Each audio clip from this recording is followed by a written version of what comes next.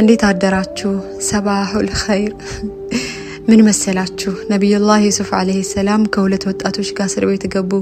ግና ሁለቱም ቀድመዋቸው ወጡ። ታዲያ ሲወጡ የሱን ነገር ላለቃቸው እንዲነግሩለት አደራ አላቸው። እነሱ ግን ረሱት። ሐጃውን ከነሱ ይልቅ ለአምላካቸው መናገር የነበረባቸው ነብዩላህ ዩሱፍ አለይሂ ሰላም ለዓመታት በእስር ቤት ቆዩ። ቀድመዋቸው ከወጡት አንደኛው አገልጋይ ሆነ፣ ሁለተኛው በስቅላት ተገደለ። ዘግይተው የወጡት ነብዩላህ ዩሱፍ አለይሂ ሰላም ግን ከግብጽ ሚኒስትሮች አንዱ ሆኑ። እናማ ያንቺ የኔ ፋይል አልተረሳም፣ ጌታችንም እኮ ረሽ አይደለም።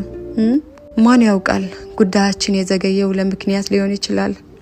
አላሁ ተዓላ በደንብ አብስሎ ሊሰጠን ይሆናል ኢንሻአላህ። አረቦች ምን ይላሉ መሰላችሁ?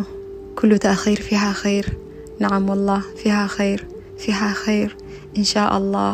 ማንኛውም የዘገየ ነገር ኸይር ነገር ይዞ ይመጣል ኢንሻአላህ።